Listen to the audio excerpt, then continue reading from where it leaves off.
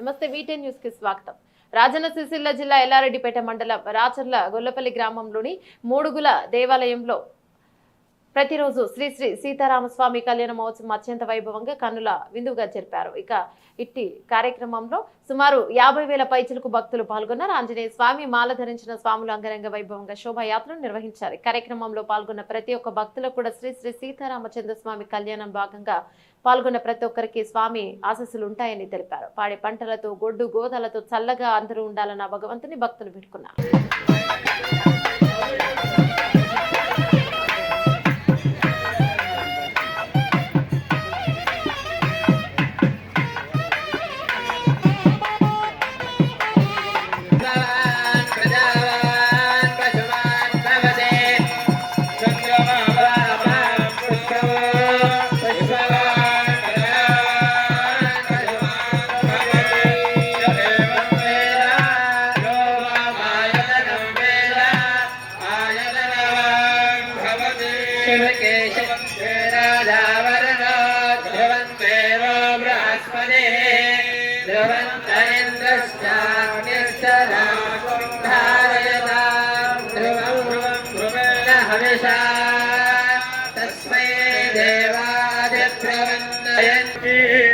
ग्रंथमालां मालिन्योत्तालभेत्रीं मधुमधुरवचो रञ्जितानन्दवक्त्राम् इन्दुक्षवेलाङ्गरङ्गप्रविमलवसनां वासिताश्यामलाख्याम् माङ्गल्यगौरीदेवतायै नमः ध्यानं समर्पयामि आवाहयामि समर्पयामि पादयोः पाद्यं समर्पयामि हस्तयोः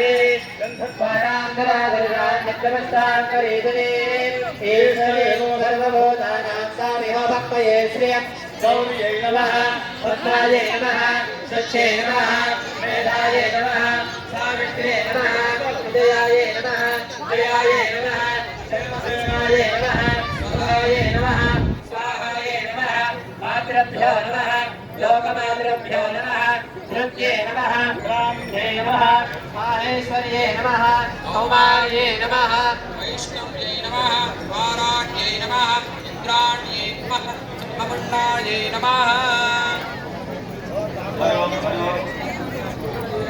सर्वपदार्थे अक्षतां समर्पयामि नीराजनम्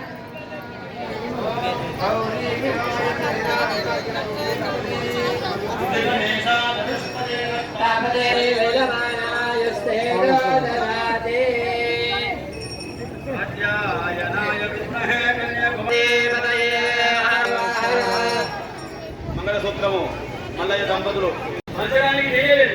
తల్లిదండ్రుల దగ్గర దేవతల దగ్గర గురువు దగ్గర తప్పిస్తే శక్తి అనేటువంటి వారి దగ్గర వస్తారు. మరి ఇక్కడ పిల్లల దేవతలు అందరూ ఏమంటారు? కొడుకున్నారు ఓహో ఇది చేశారు గురువులు చేశారు ఆత్మలు బాణాన్ని వదులుతారు కాబట్టి ఆయన తల వస్తారు. విశ్వామిత్రుడు చెప్పాలి ఏం చేయాలో అర్థమైంది. వెంటనే విశ్వామిత్రుడు ఆలోచన వాళ్ళు మహావిశ్వామిత్రుడు అంటే ఆ సభలో ఒక దగ్గర లక్ష్మణుడు వెంటనే విశ్వామిత్రుడు ఏం చేశాడు? లక్ష్మణుడిని చూశాడు. చూడంగానే లక్ష్మణుడికి అర్థమైపోయింది గురువుగారు ఏం చెప్పారు. ఏం చేశాడు? అమాంతంగా ఆ సభలోకి పరిగెత్తుకుంటూ వచ్చి బోధ రెండు కాళ్ళ నిలబడ్డాడు. ఆ పది పెట్టాడు మీద. అందుకంటే ఎంత ప్రేమో ఆయన అపారమైన ప్రేమ. అంటే తమ్ముడు వచ్చిన కాళ్ళ మీద ఏమాలి అని అమాంతంగా తిరిగి ఎవరి సీతారామచంద్ర ఆచార్యులు ఆచార్య గారి కొడుకులు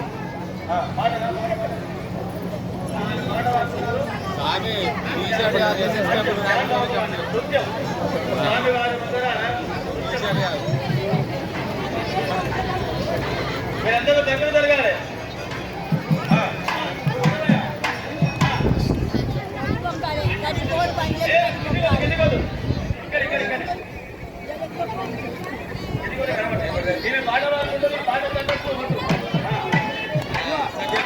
పాట తగ్గట్టు కొట్టాలి.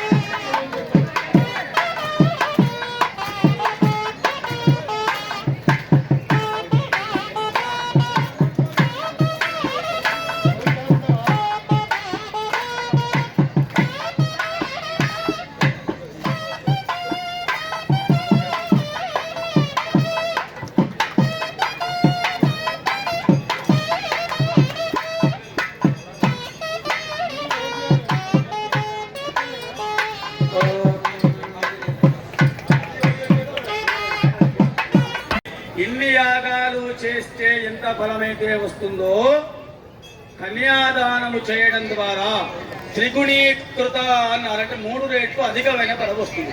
ఇక చూడండి, అంటే నాకు 2 కొడుకులు అనగానే అదృష్టవంతులు, అన్ని వచ్చేటివే ఉన్నాయి, పోయేటి ఏం లేవండి. కానీ ఇప్పుడు నాకు 2 కొడుకులు ఉండడం వల్ల ఇప్పుడు ఈ కన్యాదానం చేస్తే ఇంత ఫలం వస్తుందని చెప్పి తప్పకుండా కూతురు ఉండాల్సిందే. వాస్తవంగా అదృష్టవంతులు ఎవరయ్యా అంటే ఒక కూతురు ఉండాలి, ఒక కొడుకు ఉండాలి. ఇద్దరు ఉంటేనే అదృష్టం.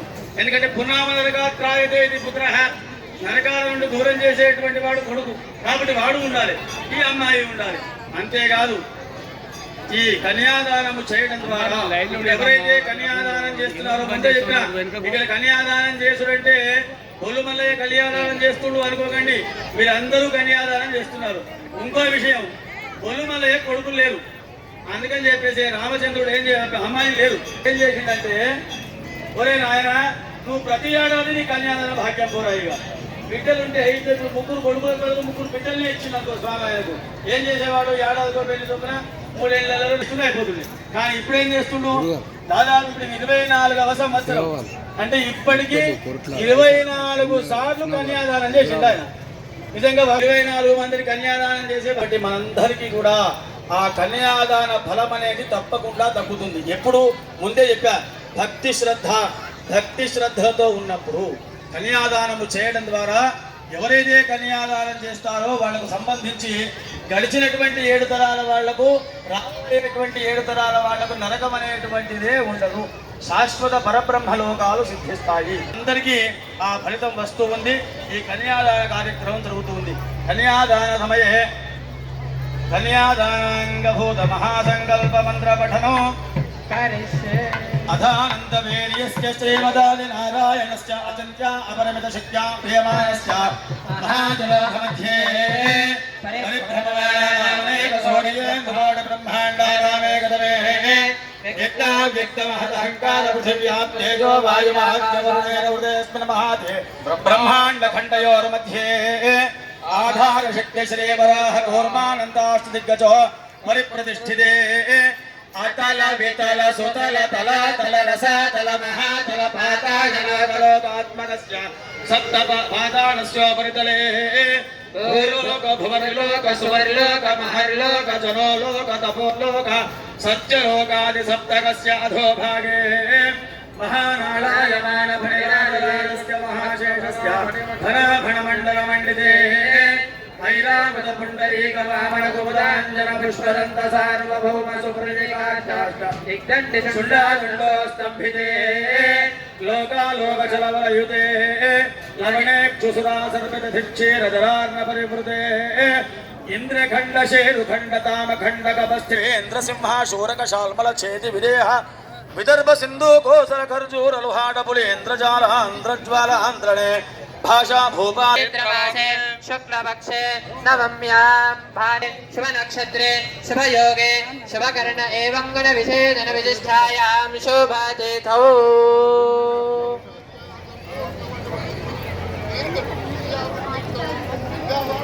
वशिष्ठ गोत्रोद्भवस्य नाभाग महाराज वर्मणा लक्रे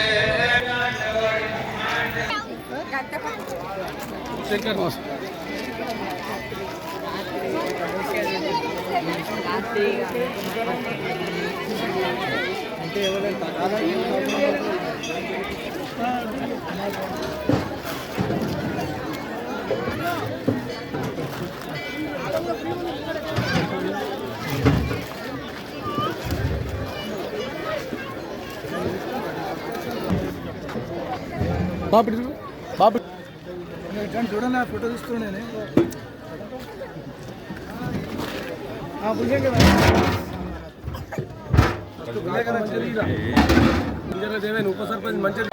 పాల సముద్రాన్ని చిలికారు అమృతం గురించి. అయితే మొట్టమొదటిగా అందులో ఏమొచ్చిందంటే అమృతం రాలే, విషం వచ్చింది. విషం రాగానే అందరూ భయపడ్డారు. దేవతలు రాక్షసులు అందరూ దండం పెట్టుకోండి. దేవతలు రాక్షసులు అందరూ వినడమని చెప్పేది. అయితే విషయం అది, దాని ధాటికి ముల్లోకాలన్నీ కూడా అతలాకుతలం అయిపోతూ ఉన్నాయి. సమస్త జీవరాశులు చనిపోతూ ఉన్నాయి.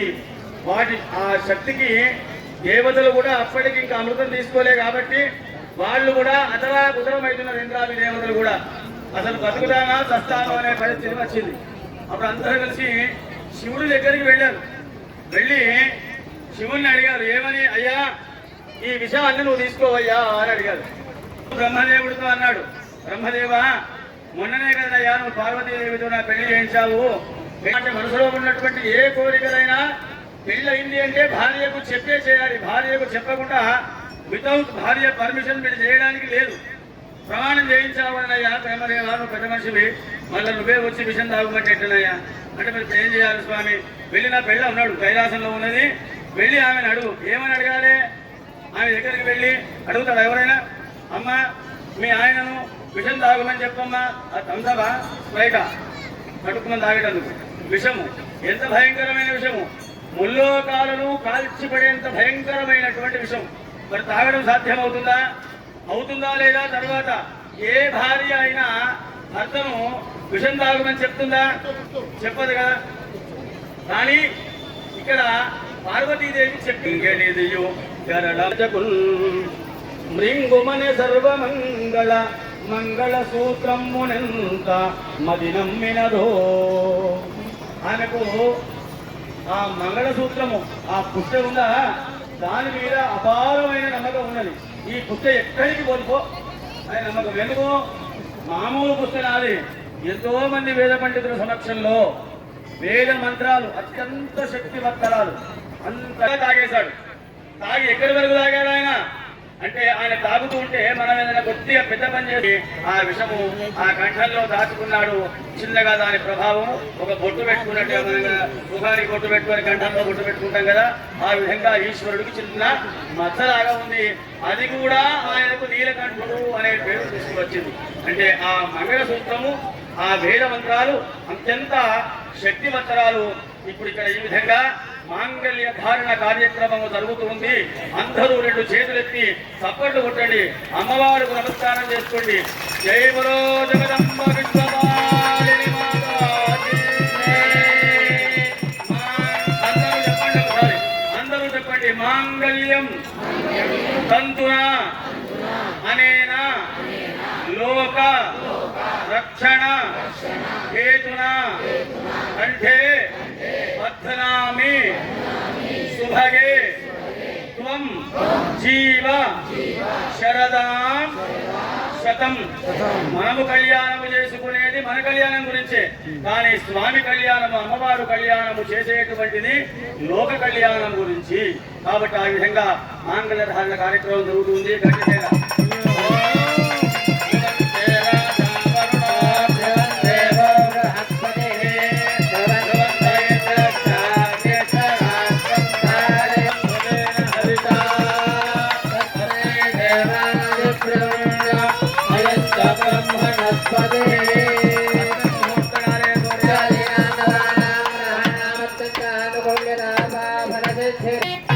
తలంబరాల కార్యక్రమం జరుగుతుంది.